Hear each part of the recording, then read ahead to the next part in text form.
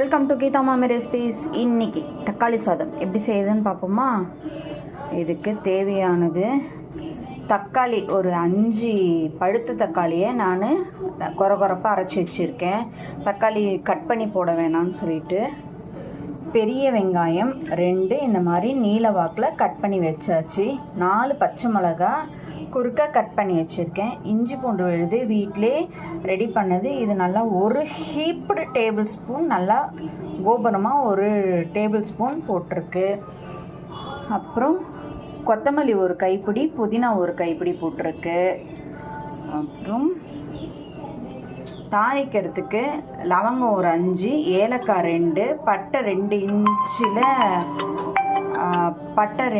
இன்ச்சில் புட்டு வச்சுருக்கேன். அன்னாச்சி பூ இது தாளிக்கிறதுக்கு. நம்ம இதில் காரத்துக்கு எந்த பொடியும் சேர்க்க போகிறதில்ல. பிரியாணி மசாலா ஒரு 1.5 ஸ்பூனு, சில்லி பவுடர் ஒரு ஸ்பூன் எடுத்துக்கோங்க. இது மட்டும் போட்டாலே போதும். இது ஜீரக சம்பா அரிசி நான் ஊற வச்சுருக்கேன். ஒரு 1/2 அன் ஹவர் ஊறணும். 1 டம்ளர் அரிசிக்கு 2 டம்ளர் தண்ணி விட்டு நம்ம இது பண்ணிக்கலாம். டேரெக்டாக வச்சிங்கன்னா 2 டம்ளர் தண்ணி. சப்போஸ் நீங்கள் குக்கரில் வைக்கிறீங்கன்னா 1.5 டம்ளர் தண்ணி விட்டு 2 விசில் விட்டால் போதும். ஸ்கூலுக்கு போகும்போது நீங்கள் செய்கிறீங்கன்னா குக்கரில் வச்சுக்கோங்க, அதான் சீக்கிரம் முடியும். இல்லை தம் போடுற மாதிரி இருந்தால் டேரெக்டாக உங்களுக்கு டைம் இருந்தால் நீங்கள் போட்டுக்கலாம். இப்போ வாங்க நம்ம வீடியோக்குள்ளே போய் எப்படி செய்கிறதுங்கிறத பார்ப்போம். அடுப்பில் குக்கர் ஏற்றிடலாம். இதில் நெய் 1 ஸ்பூன், எண்ணெய் 1 ஸ்பூன் போட்டு எண்ணெய் காஞ்சதுக்கப்புறம் தாளிக்க கொடுக்கன்றதெல்லாம் போட்டு தாளிச்சிக்கலாம். இதில் ஒரு சோம்பு 1 ஸ்பூன் சேர்த்துக்கோங்க, அது நான் சொல்ல மறந்துட்டேன். இது கூடவே வெங்காயத்தை நல்லா பொன்னிறம் ஆகிற வரைக்கும் வதக்கின்றணும். இப்போ நம்ம இஞ்சி பூண்டு விழுதை ஆட் பண்ணி பச்சை வாசனை போகிற வரைக்கும் நம்ம வதக்கிக்கலாம். இதில் ஹைலைட் என்னென்னா நல்லா வெங்காயம் ப்ரௌன் ஆனால் தான் டேஸ்ட்டாக இருக்கும். ஸோ கொஞ்சம் நல்லா ப்ரௌன் ஆகிற வரைக்கும் வதக்கிக்கோங்க. இப்போ நம்ம பச்சை மிளகாயை சேர்த்து அதையும் வதக்கிக்கலாம்.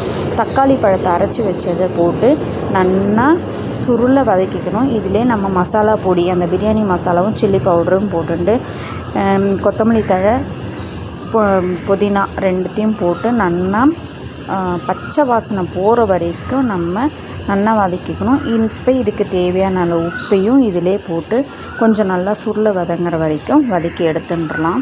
நம்ம ஊற வச்சோம் இல்லையா அந்த அரிசி, இப்போ அது 20 to 30 மினிட்ஸ் ஊறிஇருந்தால் போதும். இது கூடவே நம்ம போட்டு நல்லா கொதித்து வரைச்சி குக்கரை போட்டு மூடிடணும்.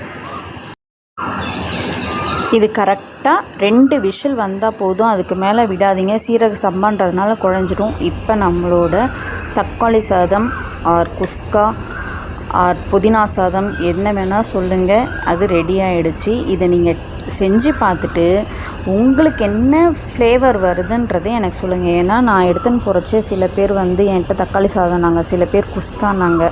ஸோ நீங்கள் ட்ரை பண்ணி பார்த்துட்டு உங்களுக்கு என்ன மாதிரி இது தோணுதுன்றதை எனக்கு கீழே கமெண்ட் பண்ணுங்கள். இந்த வீடியோ பிடிச்சிருந்தா லைக் பண்ணுங்கள், ஷேர் பண்ணுங்கள். மறக்காமல் கீதா மாமி ரெசிபீஸ்க்கு சப்ஸ்கிரைப் பண்ணிவிடுங்க. பாய் பாய்.